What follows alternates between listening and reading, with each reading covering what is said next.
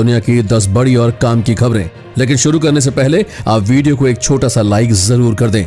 और अब जानिए, सरहद पर युद्ध झेल नहीं पाएगा भारत। -24% जीडीपी पर चीन से पंगा लेकर भारी कीमत चुकाएगा भारत। इसके अलावा भी दोस्तों, आज आपके लिए 10 बहुत बड़ी बातें निकल कर आई है, 10 बहुत बड़ी खबरें निकल कर आई है। बस आप वीडियो को देखते रहिए। और एक बड़ा फैसला, 500 ट्रेनें और 10,000 स्टेशन बंद करने जा रहा है रेलवे। नए टाइम टेबल में इनका नहीं होगा नामो निशान। जाने इसकी वजह, इस बड़ी खबर को जरूर देखिएगा दोस्तों। इसके अलावा वैज्ञानिकों का दावा, स्टेरॉइड बचा सकती है कोरोना के गंभीर मरीजों की जान, कीमत 10 रुपए से भी कम। इस काम की खबर को भी जरूर देखिएगा दोस्तों। और अगली बड़ी खबर की बात कर लें तो अब पशुओं का भी बनने लगा आधार कार्ड। जानिए सरकार को क्यों लेना पड़ा ऐसा फैसला। और ये खबर सुनकर दुखी हो जाएगा चाइना। अब चीनी गेम पबजी को टक्कर देने के लिए अक्षय कुमार ला रहे हैं भारतीय गेम फौजी। वहीं कोरोना की मुश्किल घड़ी में अमेज़न दे रहा है पैसा कमाने का मौका। सिर्फ 4 घंटे में कमा सकते हैं 60,000 से 70,000 रुपए। अगली बड़ी खबर की बात कर लें तो रूस से AK-203 राइफल का सौदा हुआ फाइनल। पुतिन भारतीय सेना को देंगे 1 लाख राइफल्स। ये बड़ी खबर भी जरूर देखिएगा दोस्तों। इसके अलावा सरकार ने लिया बड़ा फैसला, अब LPG सिलेंडर पर खत्म हो जाएगा सब्सिडी का दौर, इतने रुपए बढ़ेगी कीमत।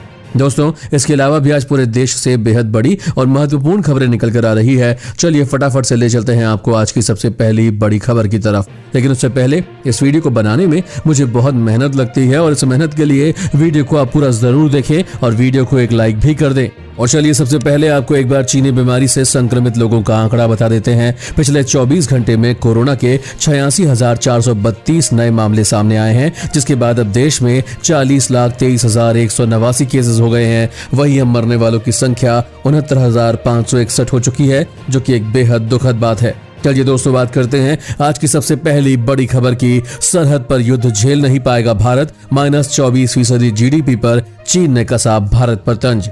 दोस्तों, भारतीय अर्थव्यवस्था में गिरावट और सीमा विवाद के बीच चीन के सरकारी प्रोपेगेंडा अखबार ग्लोबल टाइम्स ने तंज कसा है। ग्लोबल टाइम्स ने लिखा है कि -24% जीडीपी होने के बाद भारत अब सरहद पर तनाव नहीं झेल पाएगा। ग्लोबल टाइम्स के लेख में ने लिखा कि मोदी की वजह से भारत की अर्थव्यवस्था डूब रही है और ऐसा लगता है कि मोदी सरकार इसे ठीक करने के बजाय इसे और अंधेरे में ले जा रही है। संकट की इस घड़ी में सरकार अर्थव्यवस्था सुधारने के बजाय हथियार खरीद पर जोर दे रही है। चीनी अखबार ने आगे लिखा कि भारत की मौजूदा अर्थव्यवस्था से लगता है कि देश सरहद पर तनाव लंबे समय तक नहीं झेल सकता है और कुछ समय बाद तो भारत के पास सैनिकों को तनख्वाह देने तक के पैसे नहीं बचेंगे। लेख में कहा गया है कि भारतीय सरकार भले ही सीमा पर नया विवाद पैदा करना चाहती हो, लेकिन इससे लगता है कि मोदी गवर्नमेंट कोरोना वायरस महामारी और अर्थव्यवस्था पर काबू पाने की असमर्थता को सीमा पर विवाद के जरिए हिंदुस्तान की जनता से छिपा रही है। दोस्तों, आपके हिसाब से मोदी सरकार कोरोना वायरस रोकने में फेल हुई है या पास? कमेंट में जरूर बताएं।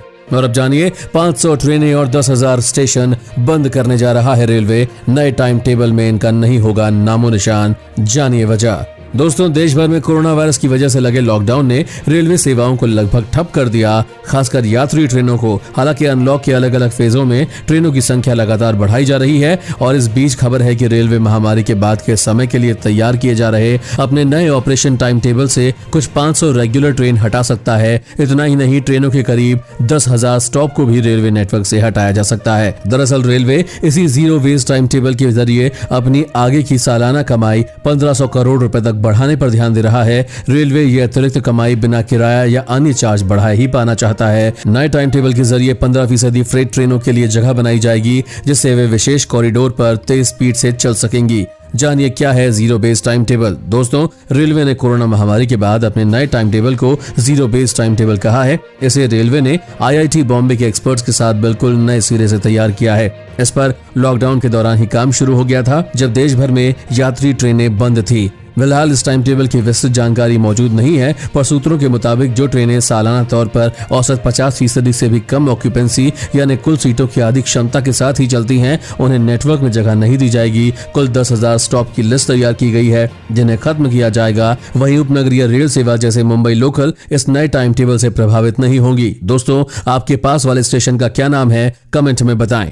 और अब जानिए, वैज्ञानिकों का दावा, स्टेरॉइड बचा सकती है कोरोना के गंभीर मरीजों की जान, कीमत 10 रुपए से भी कम। दोस्तों, कोरोना वायरस का प्रकोप थमने का नाम नहीं ले रहा है। इस खतरनाक वायरस से दुनिया भर में अब तक 8,67,607 लोगों की मौत हो गई है और संक्रमितों की संख्या 3 करोड़ के करीब हो गई है। कोरोना वायरस के इलाज के लिए कई वैक्सीन का ट्रायल अंतिम चरण में है और उम्मीद की जा रही है कि अगले साल तक इसका टीका आ जाएगा। लेकिन फिलहाल कोरोना के मरीजों पर अलग अलग रोगों में इस्तेमाल होने वाली दवाओं का इस्तेमाल किया जा रहा है और चिकित्सक विभिन्न दवाओं को मरीज के उपचार में आजमा कर देख रहे हैं। इस बीच खबर आई है कि सस्ती और व्यापक रूप से उपलब्ध स्टेरॉइड दवाएं गंभीर रूप से बीमार कोरोना के रोगियों को बचाने में मदद कर सकती है। नए सबूतों के आधार पर विश्व स्वास्थ्य संगठन ने कोरोना वायरस के उपचार के लिए नए दिशा निर्देश जारी किए हैं और गंभीर रूप से बीमार रोगियों के इलाज के लिए स्टेरॉइड की सिफारिश की है, लेकिन हल्के लक्षण वालों के लिए नहीं। स्टडी में बताया गया है कि गंभीर रूप से बीमार रोगियों के लिए कार्टिकोस्टेरॉइड्स अब पहले स्तर का इलाज है। गंभीर रूप से बीमार रोगियों में सबसे प्रभावी दवा रेमडेसिविर है। शोधकर्ताओं ने उम्मीद की थी कि अन्य सस्ते स्टेरॉइड इन रोगियों की मदद कर सकते हैं। वहीं भारत के मरीजों के ठीक होने की दर बढ़कर 77.09% हो गई है और मृत्यु दर गिरकर 1.75% हो गई है। दोस्तों, आप चीनी वायरस से डरते हैं या नहीं, कमेंट में बताएं। और अब जानिए, दूध देने वाले पशुओं का बनने लगा आधार कार्ड, सरकार ने क्यों लिया ऐसा फैसला। दोस्तों, सरकार की एक अनूठी योजना के तहत लोगों की तरह पशुओं के भी आधार कार्ड बनाए जा रहे हैं, यानी एनिमल रजिस्ट्रेशन कार्ड। पशुपालन विभाग द्वारा प्रत्येक पशुपालक का उसके पशु सहित पूरा डाटा तैयार कर अपलोड किया जा रहा है। आधार कार्ड बनाने में जैसे आदमियों के फिंगरप्रिंट लिए जाते हैं, उसी तरह पशुओं के ईयर टैग को स्कैन किया जाता है। पशुओं के आधार कार्ड बनने के बाद सरकार के पास देश में कुल पशुओं की संख्या, दूध उत्पादन, पशुओं की नस्ल आदि का पूरा ब्यौरा तैयार हो जाएगा। इस प्रक्रिया से सरकार को एक ही फोल्डर में पूरे प्रदेश की गाय, भैंस और अन्य पशुओं की कुल संख्या, गाय भैंस के दूध का उत्पादन,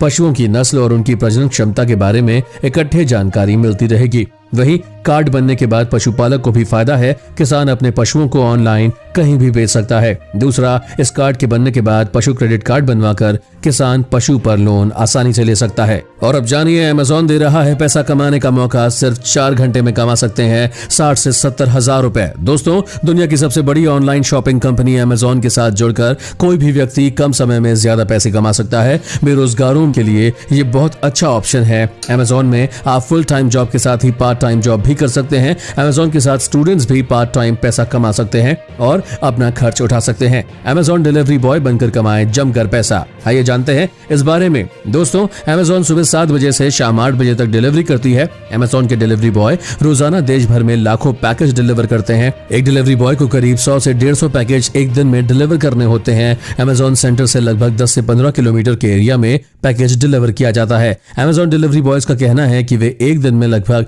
4 घंटे में 100 से 150 पैकेज डिलीवरी कर देते हैं। दोस्तों, अगर आप स्कूल पास हैं तो आपके पास 12वीं का सर्टिफिकेट होना अनिवार्य है। डिलीवरी करने के लिए आपके पास अपनी बाइक या स्कूटर भी होना चाहिए। साथ ही बाइक या स्कूटर का इंश्योरेंस, रजिस्ट्रेशन सर्टिफिकेट होना चाहिए। अमेज़न में डिलीवरी बॉय की नौकरी करने के लिए अपनी ईमेल आईडी के जरिए रजिस्टर करवा सकते हैं। अगर आप डिलीवरी बॉय की नौकरी करना चाहते हैं तो अमेज़न की साइट www.logistics.amazon.in/apply now पर डायरेक्ट आवेदन कर सकते हैं। इसके अलावा अमेज़न के किसी भी सेंटर पर जाकर नौकरी के लिए आवेदन किया जा सकता है। वैसे तो अमेज़न डिलीवरी बॉय को हर महीने सैलरी मिलती है, लेकिन इसमें पेट्रोल का खर्चा आपका होता है। एक प्रोडक्ट या पैकेज को डिलीवर करने पर 15 से 20 रुपए मिलते हैं। अगर कोई व्यक्ति रोज 100 पैकेज डिलीवर करता है तो पूरे महीने में आराम से 60 से 70 हजार रुपए महीना कमा सकता है। दोस्तों, अगर आप रोजाना नौकरियों के बारे में जानना चाहते हैं तो कमेंट में यस जरूर लिखें। और अब जानिए, चाइना को होगा दुख, पबजी की टक्कर में अक्षय कुमार ला रहे हैं एक्शन गेम फौजी। दोस्तों, भारत में बच्चों के लोकप्रिय गेम पबजी को बैन कर दिया गया है। इस चीनी खेल को लेकर बच्चों में जबरदस्त क्रेज था और अब इसका तोड़ लेकर अक्षय कुमार आए हैं। अक्षय कुमार ने अपने ट्विटर अकाउंट पर पबजी की टक्कर में उतारे गए गेम फौजी को पेश किया है। इस गेम की खास बात यह है कि गेम से होने वाली कमाई का एक हिस्सा भारत के वीर ट्रस्ट को दिया जाएगा। इस ट्रस्ट को गृह मंत्रालय ने गठित किया है। फौजी गेम के बारे में जानकारी देते हुए अक्षय कुमार ने ट्वीट किया कि पीएम नरेंद्र मोदी के आत्मनिर्भर अभियान का समर्थन करते हुए एक्शन गेम फौजी पेश करते हुए बेहद खुशी हो रही है। मनोरंजन के अलावा प्लेयर्स इसके जरिए सैनिकों के बलिदान के बारे में भी जान सकेंगे। इस गेम से होने वाली कमाई का 20% हिस्सा भारत के वीर ट्रस्ट को डोनेट किया जाएगा। वहीं 59 चीनी मोबाइल ऐप पर प्रतिबंध लगाने के बाद मोदी सरकार ने अन्य 118 और मोबाइल ऐप पर प्रतिबंध लगाने का ऐलान किया है। इनमें से ज्यादातर चीनी मोबाइल ऐप्स हैं। सूचना प्रौद्योगिकी मंत्रालय से जारी आदेश में जिन ऐप पर प्रतिबंध लगाया गया है उनमें लोकप्रिय ऑनलाइन गेमिंग ऐप पबजी भी शामिल है। जिन 118 मोबाइल ऐप पर प्रतिबंध लगाया गया है है उनमें पबजी के अलावा एक और बेहद लोकप्रिय मोबाइल ऐप लूडो भी शामिल है। इसके अलावा कैरम और शतरंज के कई चर्चित मोबाइल ऐप पर भी प्रतिबंध लगा दिया गया है। सूत्रों के मुताबिक जो मोबाइल ऐप बैन किए गए हैं उनमें कई ऐसे भी ऐप हैं जो पिछली बार तो बैन किए गए थे, लेकिन उस नाम से मिलता जुलता वर्जन ऑनलाइन चल रहा था। दोस्तों, आपको पबजी के जाने से दुख हुआ है या खुशी, कमेंट में जरूर बताएं। और अब जानिए रूस से AK-203 राइफल का सौदा हुआ फाइनल। अब आएंगी 300 मीटर तक मार करने वाली 1 लाख राइफल्स। दोस्तों, भारत और रूस ने रक्षा मंत्री राजनाथ सिंह की मॉस्को यात्रा के दौरान AK-203 राइफल के लिए एक सौदे को अंतिम रूप दे दिया है। आपको बता दें, भारतीय सेना को फिलहाल लगभग 7,70,000 राइफलों की जरूरत है, जिनमें से 1 लाख राइफल्स का रूस से आयात किया जाएगा और बाकी का निर्माण मेक इन इंडिया के तहत भारत